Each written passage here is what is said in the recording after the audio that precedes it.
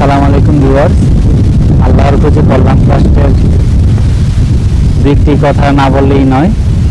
তো আমরা যে জন্য আল্লাহর খোঁজে কল্যাণ ট্রাস্ট তৈরি করেছি, আমরা কার্যক্রম পরিচালনা করব ইনশাআল্লাহ। এর অনেকগুলো পরিকল্পনা রয়েছে। এর ভিতরে হচ্ছে এক নম্বর হচ্ছে আমরা মেহমানদারি করব, আর দ্বিতীয় হচ্ছে যে চিকিৎসা প্রদান করব। আমরা এই প্রথম অবস্থায় এই দুইটি প্রোগ্রামই চালু করব, তারপরে আস্তে আস্তে আমাদের আরও অনেকগুলো প্রোগ্রাম রয়েছে।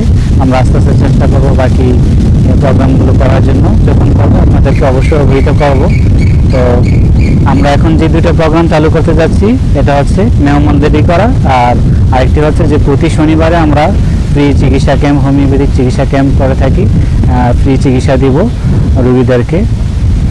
তো দেখুন, আমরা যখন প্রতিদিন সকালে যখন ঘুম থেকে উঠি, তখন আমরা যার যার কর্মব্যস্ততায় যার যার কাজের মধ্যে চলে যাই। কেউ অফিসে যায়, কেউ ব্যবসায় যায়, যার যার কাজে আমরা চলে যাই। আবার একটা সময় রাতে আমরা ঘরের মধ্যে আসি। তো এই যে দেখুন, আমরা আমাদের সংসারের জন্য, ফ্যামিলির জন্য আমরা কত কিছুই না করি, কত কাজ করি। তারপরে আমাদের প্রতিষ্ঠা যখন হয়, আমরা যখন প্রতিষ্ঠিত হতে পারি, আমাদের বাড়ি হয়, গাড়ি হয়, এগুলো বলি যে আমার বাড়ি আমার ঘর।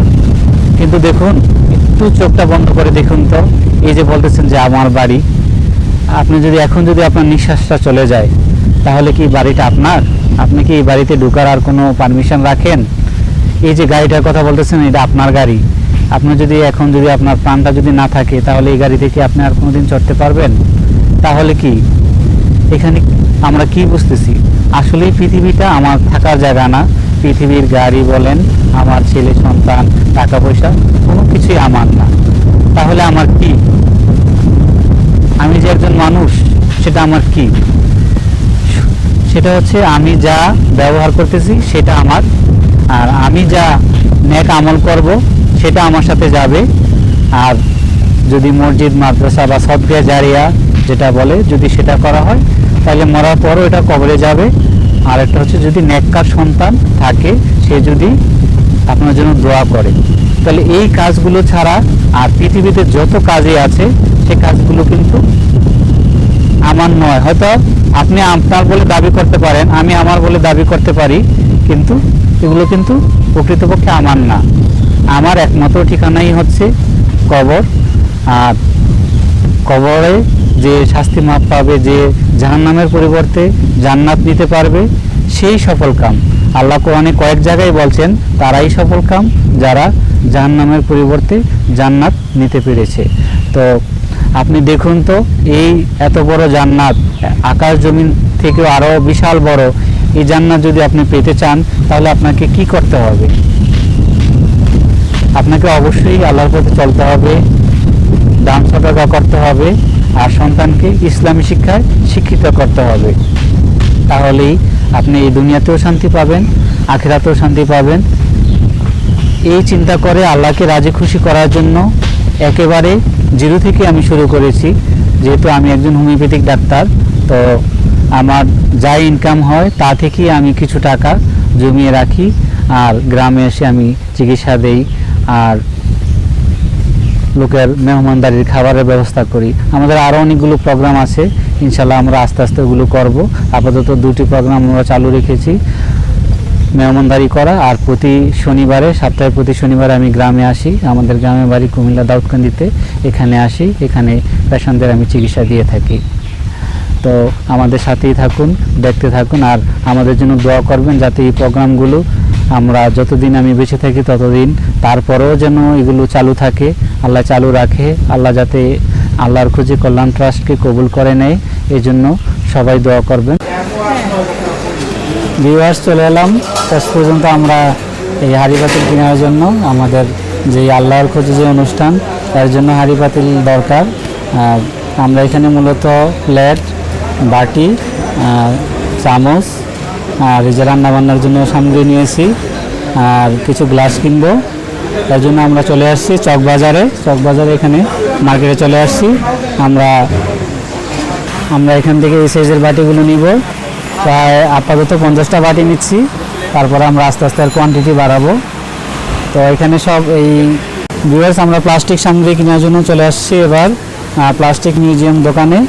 তো দোকানের নাম হচ্ছে প্লাস্টিক মিউজিয়াম। এখানে সব প্লাস্টিক সামগ্রী পাওয়া যায়। তো আমরা এখান থেকে হোলসেলে প্লাস্টিকের জগ এবং প্লাস্টিকের গ্লাস নিলাম।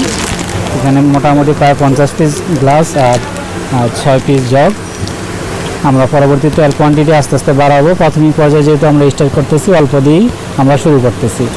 আমরা চলে আসলাম তেরপালের দোকানে। আমরা এখান থেকে একটু তেরপাল নিব। এটা মিটফুট রোডের মেইন রোডের দোকান। এটা আমরা মোটামুটি কিনেছি। এরপরে আমরা চলে যাব মাদুর কেনার জন্য অন্য একটি দোকানে। এবার আমরা চলে আসলাম মিটফুটের আরেকটি দোকানে ম্যাট নেওয়ার জন্য। আমরা অলরেডি 10 পিস ম্যাট নিয়েছি মেহমানদারি করার জন্য, তাদের বসার জন্য, তাদেরকে বসে যেখানে আমরা খাওয়াবো এটার ব্যবস্থা করার জন্য আমরা এটা নিলাম। আপাতত আমরা 10 পিস নিলাম। ভিউয়ার্স, আল্লাহর খোঁজে কল্যাণ ট্রাস্টের আরেকটি কার্যক্রম হচ্ছে মেহমানদারি করা। তো যেহেতু আমরা অনুষ্ঠানটা প্রথমেই শুরু করতেছি, এজন্য আমাদের কিছু ইকুইপমেন্ট দরকার প্রাথমিকভাবে শুরু করার জন্য। তো এই জন্য আমরা যা যা কিনেছি তা আপনাদের সাথে একটু শেয়ার করি। আশা করি আপনাদেরও ভালো লাগবে, আমারও ভালো লাগতেছে যে ভালো একটি কার্যক্রম শুরু করতেছি। আপনাদের কাছে দোয়া কামনা করি, আপনারা আমার জন্য দোয়া করবেন। তো আমরা যে জিনিসগুলো নিয়েছি, তেরপাল আর বসার জন্য ম্যাট, জগ, গ্লাস এবং বাটি, আরও উপাদানগুলো আছে, আমরা এগুলো পরবর্তীতে দেখাবো। তো আমাদের সাথে